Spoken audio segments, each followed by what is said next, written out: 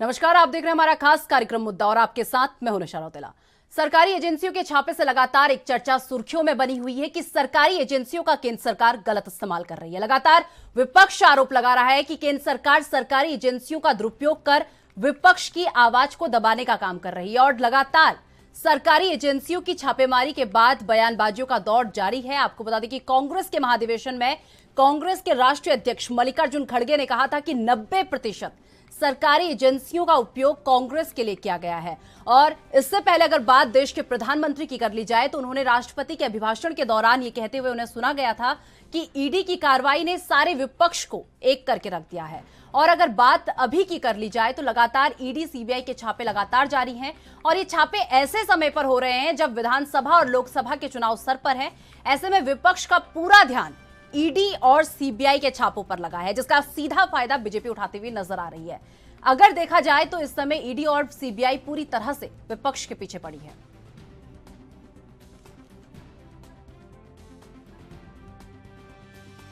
जनता party join कर लेते हैं तो उन पर सारे मुकदमे ईडी सीबीआई के बंद हो जाएंगे। सत्येंद्र जैन अगर आज भारतीय जनता पार्टी ज्वाइन कर लेते हैं तो उन पर ईडी सीबीआई के सारे मुकदमे बंद हो जाएंगे। तृणमूल कांग्रेस के अभिषेक बैनर्जी अगर अपनी पार्टी छोड़कर भारतीय जनता पार्टी ज्वाइन कर लेते हैं तो उन पर सारे मुकदमे जो चल रहे हैं ईडी सीबीआई के वो सारे बंद हो जाएंगे। संजय राउत अगर शिवसेना छोड़कर भारतीय जनता पार्टी ज्वाइन कर लेते हैं तो उन पर सीबीआई और ईडी के तमाम मुकदमे बंद हो जाएंगे। फारूक अब्दुल्ला साहब एनसी के अगर आज नेशनल कॉन्फ्रेंस छोड़कर भारतीय जनता पार्टी ज्वाइन कर लेते हैं तो उन पर ईडी सीबीआई के जितने मुकदमे चल रहे हैं सब बंद हो जाएंगे। कर्नाटक के कांग्रेस के नेता डीके शिव कुमार अगर आज कांग्रेस पार्टी छोड़कर भारतीय जनता पार्टी ज्वाइन कर लेते हैं तो ईडी सीबीआई के जितने मुकदमे उन पर चल रहे हैं वो बंद हो जाएंगे। के कविता टीआरएस पार्टी की नेता अगर आज टीआरएस छोड़कर भारतीय जनता पार्टी ज्वाइन कर लेती हैं तो उन पर ईडी सीबीआई के जितने मुकदमे चल रहे हैं वो बंद हो जाएंगे। तेजस्वी यादव अगर आज आरजेडी छोड़कर भारतीय जनता पार्टी में शामिल हो जाते हैं तो उन पर भी ईडी सीबीआई के जितने मुकदमे चल रहे हैं वो बंद हो जाएंगे। और ये एक लंबी फहरिस्त है, एक बहुत लंबी लिस्ट है विपक्ष के उन नेताओं पे जिन पर ईडी सीबीआई के मुकदमे एक राजनीतिक साजिश के तहत दर्ज किए गए। अगर ये सारे नेता आज अपनी पार्टी छोड़कर भारतीय जनता पार्टी में शामिल होने के लिए, बीजेपी की सदस्यता ग्रहण करने के लिए मान जाएं तो इन पर जितने मुकदमे चल रहे हैं ईडी सीबीआई के वो सारे। मैं आपको ये बताना चाहूंगा कि कितने ऐसे नेता हैं, इसकी भी बड़ी लंबी लिस्ट है, जो जब अपनी अपनी पॉलिटिकल पार्टीज में थे, गैर भाजपा राजनीतिक दल का हिस्सा थे, तो उन पर भ्रष्टाचार के आरोप लगे, गंभीर आरोप लगे, सीबीईडीआई ने मुकदमे दर्ज कर दिए और जैसे ही उन्होंने अपनी पार्टी छोड़कर ईडी ज्वाइन कर ली, बीजेपी ज्वाइन कर ली, ईडी और सीबीआई के तमाम मुकदमे उन पर जो चल रहे थे वो बंद हो गए। मैं आपको एग्जांपल्स देता हूं। हेमंत बिस्व शर्मा जिन्हें नॉर्थ ईस्ट का अमित शाह कहा जाता है, बड़े राजनीतिक रणनीतिकार माने जाते हैं, इन पर गंभीर आरोप लगे थे भ्रष्टाचार के। एजेंसियों ने जांच शुरू कर दी, इन्होंने कांग्रेस पार्टी छोड़कर बीजेपी ज्वाइन कर ली, सारी जांचें बंद हो गई।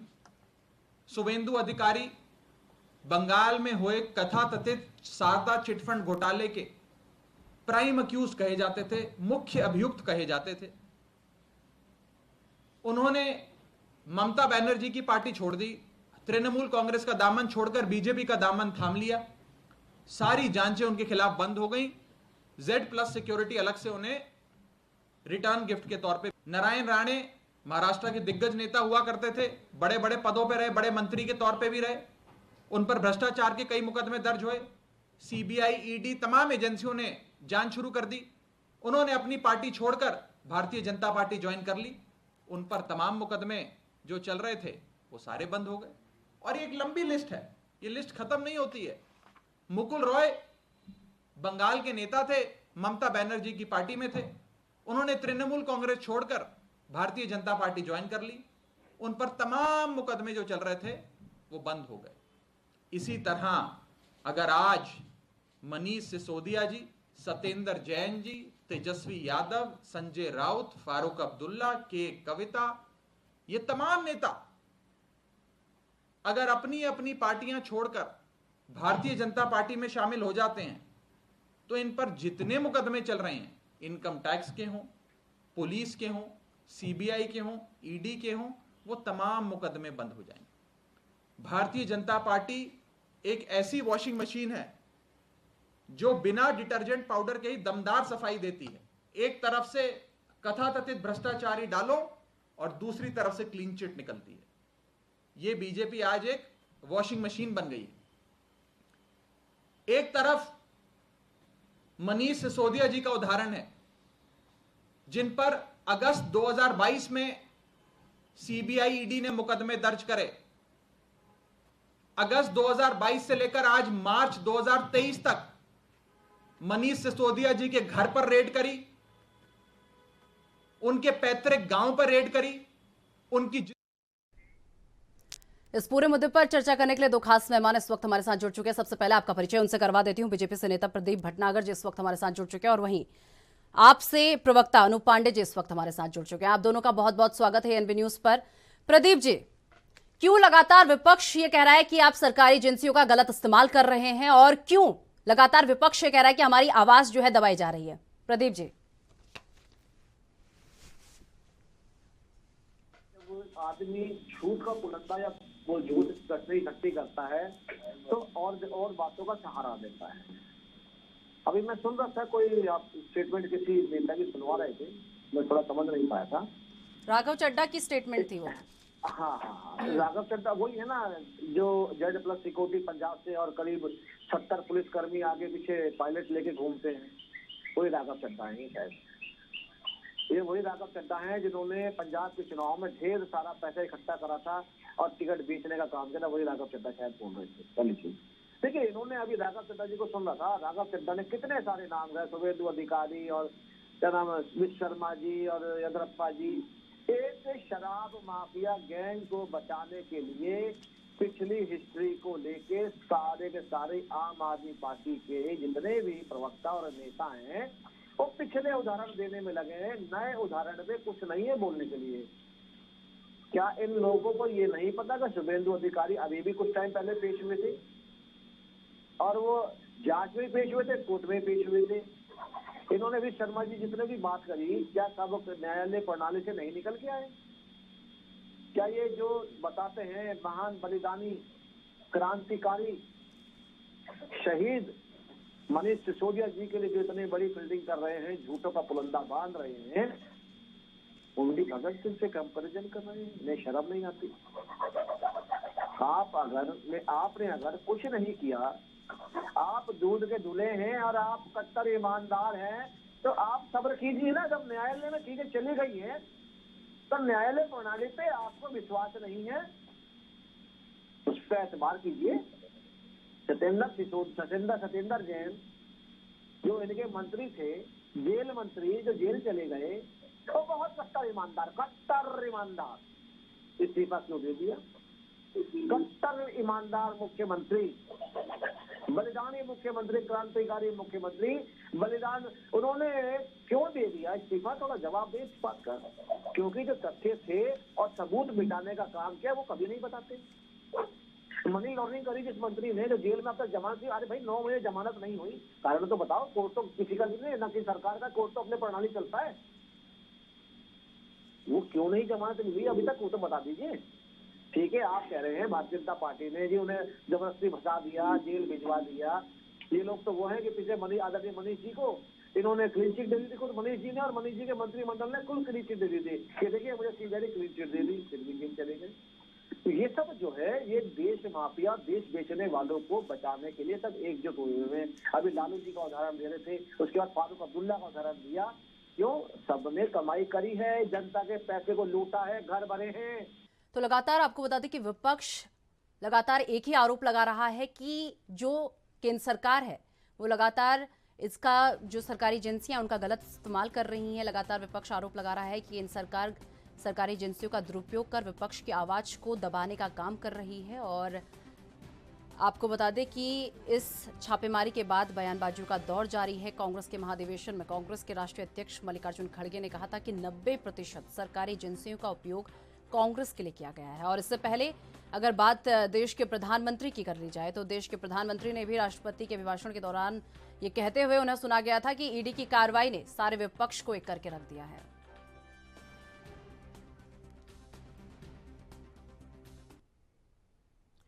चलिए, लगातार दोनों मेहमान इस वक्त हमारे साथ बने हुए हैं। प्रदीप जी, रखिए अपनी बात, कुछ कह रहे थे आप।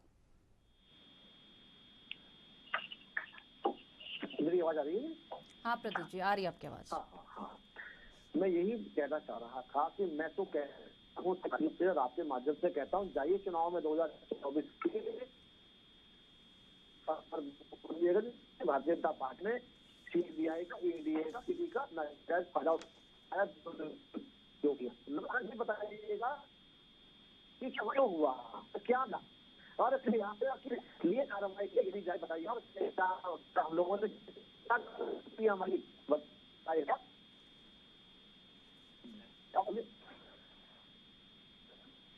जमीन और ये सब भी तो बताइए ना आपको कि दावे कितने दूर के धुले हैं कि बिहार का कभी विकास नहीं हो। किस लिए गए ये चारा घोटाले में? किसका चारा खा गए? बे बोलते जानवर लोगों ये लोग खड़े उनके लिए जो देश के विरोधी हो गए, देश के विकास, देश के राजस्व के लिए सबसे बड़े चोर हैं ये।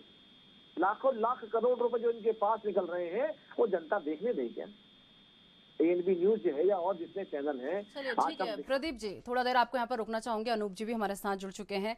अनूप जी, पहले सत्येंद्र जैन पर, फिर मनीष सिसोदिया पर कार्रवाई और अब सीएम अरविंद केजरीवाल और संजय सिंह भी रडार पर चल रहे हैं। किस तरीके से देखते हैं ईडी और सीबीआई की इस पूरी कार्रवाई को? ईडी और सीबीआई की कार्रवाई को तो पूरा देश देख रहा है, हम लोग क्या देखेंगे? पूरा देश में एक परसेप्शन इस बात का बन चुका है कि नरेंद्र मोदी जी और अमित शाह जी जिसको चाहेंगे कभी भी जेल डाल सकते हैं। और सीबीआई करीब कई साल जांच किया मनीष सिसोदिया वाले प्रकरण को, छापा हर जगह मार लिया, एक ढेला नहीं मिला। और सीबीआई कोर्ट से जब जमानत होनी थी तो फिर ईडी को लगा दिया गया। और ईडी एक ऐसा व्यवस्था है भारत के कि उसको जिस तरीके से चाहेंगे आप मोड़ सकते हैं।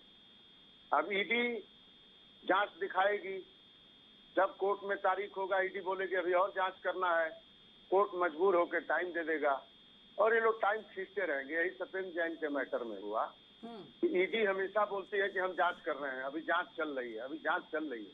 तो भाई कोर्ट क्या करेगा? कोर्ट दे देगा, ठीक है, टाइम दे देगा। इसलिए सत्येंद्र जैन की जमानत नहीं हो रही है, इसीलिए मनीष सिसोदिया की जमानत नहीं होगी और भारतीय जनता पार्टी विपक्षी नेताओं को जेल में रखे रहेगी। क्योंकि ईडी और सीबीआई निष्पक्ष रूप में काम नहीं कर रही है। पूरा देश जानता है, पूरा परसेप्शन बन चुका है भारत के, गांव-गांव तक इस बात की चर्चा हो रही है कि ईडी और सीबीआई सरकार चला रही। यहाँ तक कि इलेक्शन कमीशन को लेकर के सरकार को डांट पड़ी, यहाँ तक कि दिल्ली में एमसीडी के चुनाव को लेकर के भारतीय जनता पार्टी को डांट पड़ी, गृह मंत्रालय को डांट पड़ी, एलजी को डांट पड़ी। और भारतीय जनता पार्टी लोकतंत्र का गला घोट रही है, ये पूरा देश देख रहा है। भारतीय जनता पार्टी ने जो जनता से वादे किए उसे पूरे किए नहीं, उल्टे विपक्ष को बदनाम करने का कुचक्र रच रही है। पूरे समाज में इस बात का एक परसेप्शन बन चुका है। आगे आने वाले दिनों में जनता इनको जवाब देगी, जनता न्याय करेगी और इसी भरोसे हम लोग संघर्ष कर रहे हैं। मनीष सिसोदिया जी निर्दोष हैं, सत्येंद्र जैन जी के ऊपर कोई मामला नहीं है, सिर्फ ईडी केस की जांच कर रही है, जिसके कारण डेट पे डेट मिल रहा है, कोर्ट मजबूर है। सत्येंद्र जैन जेल इसलिए गए हैं कि नरेंद्र मोदी जी और सुनिए अरे भाई भारतीय जनता मनीष सिसोदिया जी पे क्या मामला है, क्यों जेल गए? मनीष सिसोदिया जी पे कोई मामला नहीं है। ये भारतीय जनता पार्टी द्वारा मनगढ़ंत कहानी करके एक रुपया बरामद नहीं हुआ है। अच्छा, तो कोर्ट ने जमानत क्यों नहीं दी?